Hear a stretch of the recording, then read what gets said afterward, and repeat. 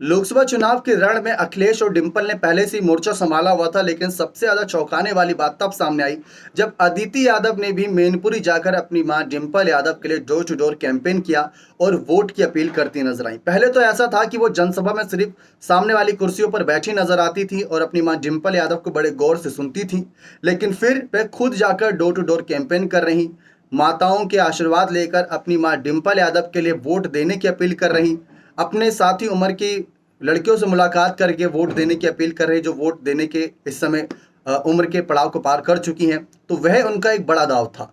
ठीक वही हमें कन्नौज में भी देखने को मिला। जब मैनपुरी चुनाव कंप्लीट हुआ, फिर उसके बाद वह कन्नौज पहुंच गई पिता अखिलेश यादव का हाथ बढ़ाने के लिए, उनके हाथों को मजबूती देने के लिए। तो वहां पर अदिति यादव ने डोर टू डोर कैंपेन किया।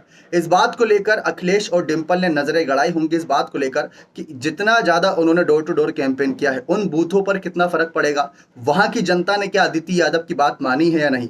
लोकसभा चुनाव में यही कहा जाता है कि कब जनता का दिल कौन सा नेता जीत ले या कौन सा बड़ा स्टार प्रचारक जीत ले, किस बात से जनता का दिल जीत लिया जाए, कहना बहुत मुश्किल होता है। इसलिए आप देखेंगे कि लोकसभा चुनाव में बड़े से बड़े स्टार प्रचारकों को, फिल्मी कलाकारों को, भोजपुरी कलाकारों को, क्रिकेट जगत से सभी को आगे कर दिया जाता है कि आप हमारे लिए प्रचार करिए, क्योंकि क्या पता आपकी बात जनता का दिल जीत ले। तो अखिलेश और डिंपल ने अलग रणनीति अपनाते हुए अपनी बेटी अदिति को ही आगे कर दिया।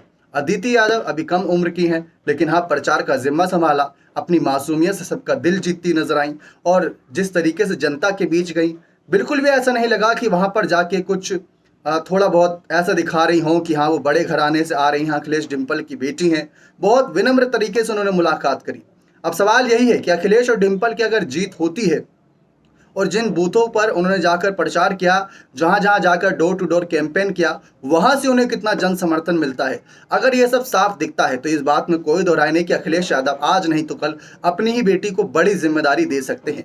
बड़ी जिम्मेदारी क्या हो सकती है, जैसा कि आप भी जानते हैं विधानसभा चुनाव होने हैं 2027 में, तो वहां पर उतारा जा सकता है। या फिर लोकसभा चुनाव की ही बात कर ले, अखिलेश यादव एक विधायक भी हैं, अगर सांसद पद के लिए जाते हैं तो विधानसभा सीट से इस्तीफा दे सकते हैं, फिर वहां पर वो जा सकती हैं, लेकिन उसके लिए भी एक तय सीमा, तय उम्र है, तो वो भी सब उनको ध्यान में रखना होगा।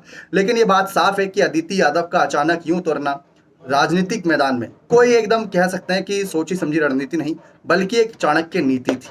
बने रहे चैनल के साथ। बहुत बहुत धन्यवाद।